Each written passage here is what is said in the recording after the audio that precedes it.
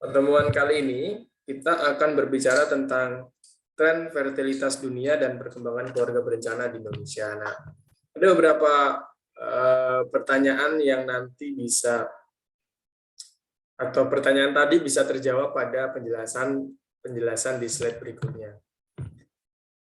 Ya, ini adalah jumlah penduduk dunia. Saya nggak mengupdate sampai 2022 ya teman-teman, tapi setidaknya yang ingin saya tekankan ada beberapa bagian, ada beberapa hal. Yang pertama, coba teman-teman lihat trennya ini dalam juta jiwa ya, 1.000 juta jiwa, 2.000 juta jiwa, 3.000 juta jiwa, teman-teman. Nah, pertama yang ingin saya tekankan ini adalah bukti nyata atau bukti yang mendukung teori Malthus, teman-teman. Penduduk itu deret ukur, sedangkan pangan itu deret angka. Meskipun di sini pangan tidak diperlihatkan secara jelas ya. Nah, konsep tersebut memang tidak dapat terlihat jelas dari diagram ini ya, tetapi mungkin samar-samar bisa kita lihat. Pertama, kenapa demikian? Coba teman-teman lihat pada tahun 1830 sampai 1930. Terdapat peningkatan 2 kali lipat, teman-teman, dalam kurun waktu 100 tahun, teman-teman. Ya. Selama kurun waktu 100 tahun, itu jumlah penduduk di Indonesia menambah sekitar 100% ya jatuhnya ya hitungannya, karena kan memang dari 1.000 juta menjadi 2.000 juta itu kan 100%. Nah, coba teman-teman lihat dari 1930 sampai 1975. Butuh berapa tahun teman-teman untuk jumlah penduduknya bisa naik 2 kali lipat. Kalau teman-teman lihat di sini kan berarti 35 tahun, teman-teman. Ya. Dulunya untuk 2 kali lipat ya, itu hanya butuh waktu sekitar 100 tahun gitu ya. Kemudian pada tahun selanjutnya hanya butuh waktu sekitar 30 tahun ya. Kemudian kalau sampai 2000 ini 35 ya jatuhnya, untuk sampai tahun 2006 nih untuk hampir hampir 100% juga jumlah penduduknya, itu membutuhkan sekitar waktu 31 tahun saja, teman-teman. Hanya untuk hampir mencapai 2 kali lipatnya lagi. Nah, jadi gambarannya dari teori Malthus tadi sebenarnya kalau kita lihat jumlah penduduk ya terbukti gitu ya, teman-teman di sini.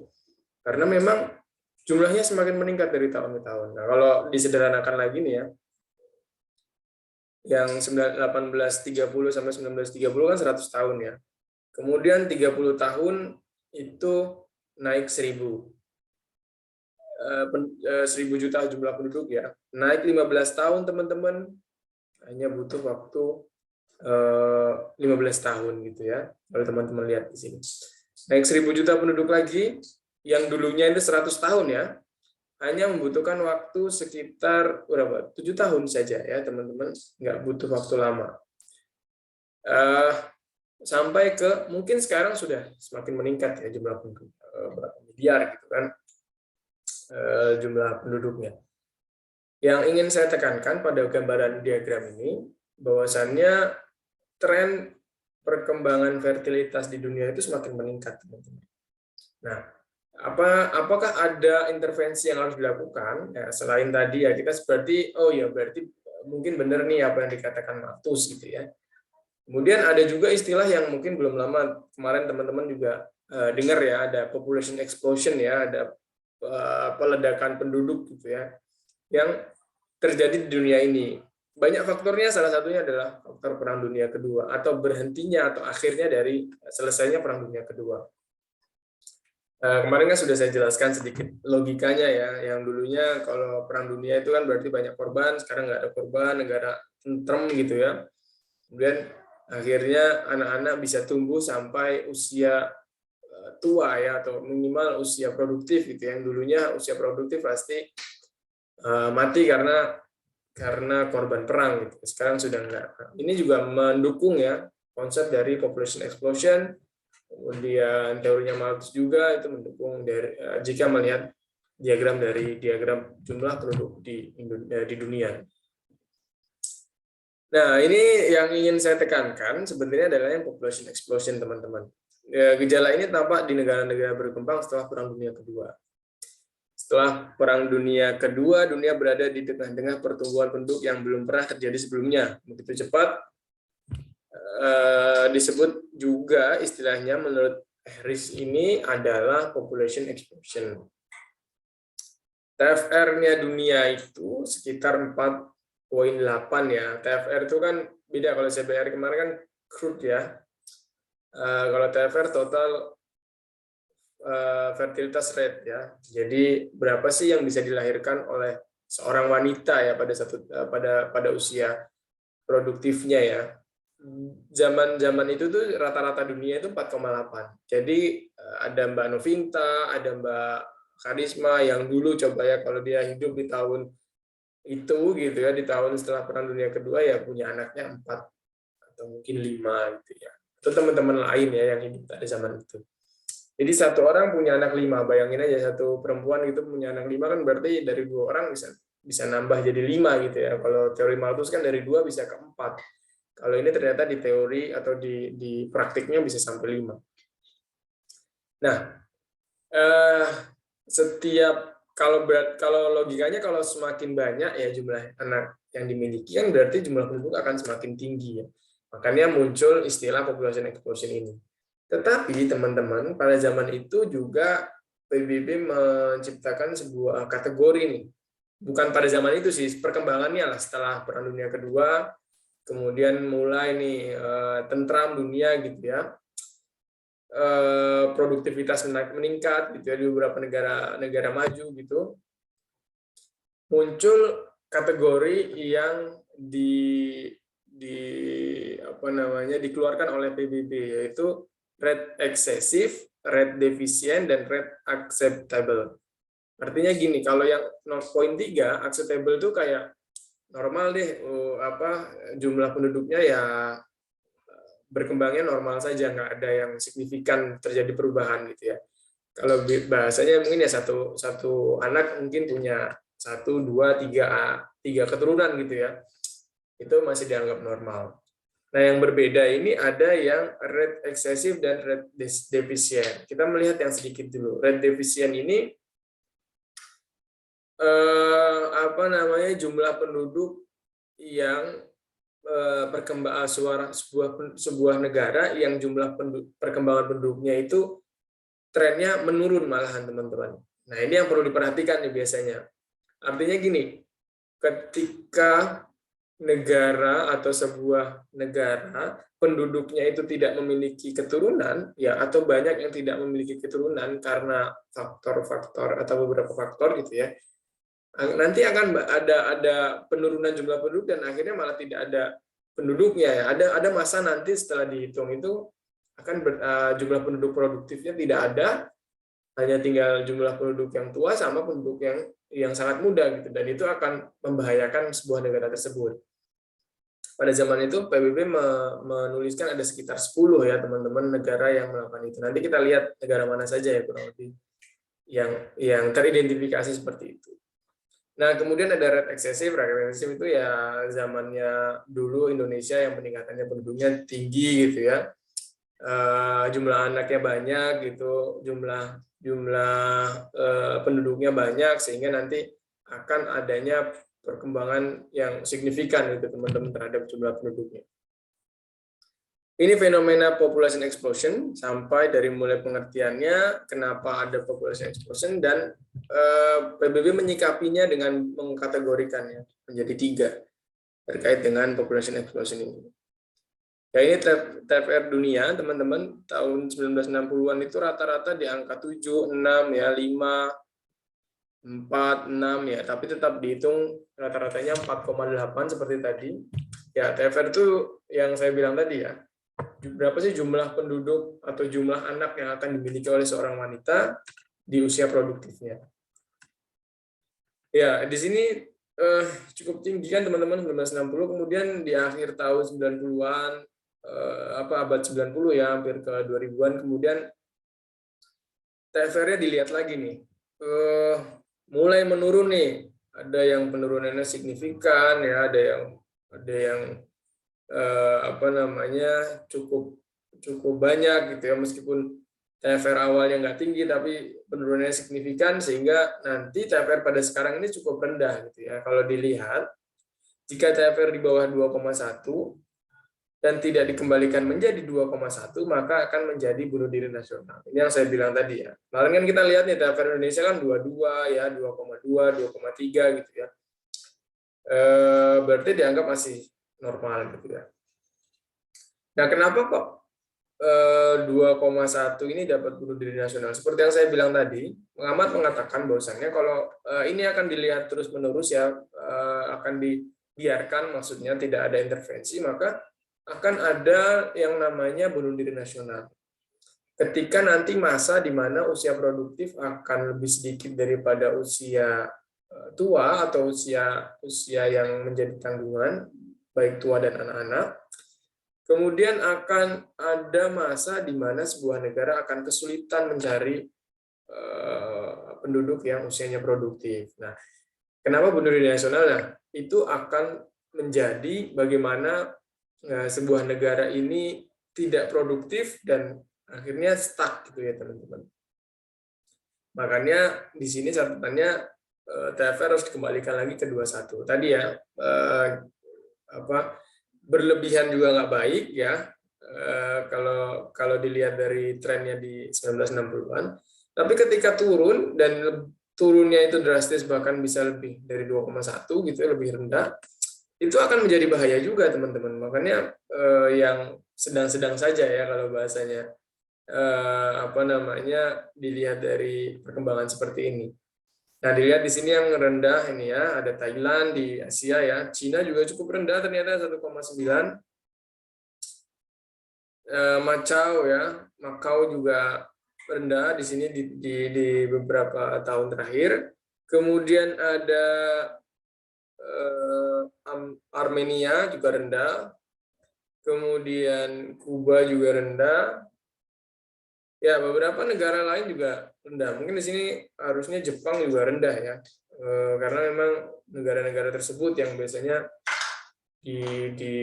diperlukan intervensi terkait dengan yang tadi ya, yang red defense tadi ya, agar tidak terjadi bunuh diri nasional. Indonesia ya teman-teman bisa lihat 2,6, kemarin 2002 tahun 2000-an kan bisa dilihat juga ya, meningkati angka 2,1.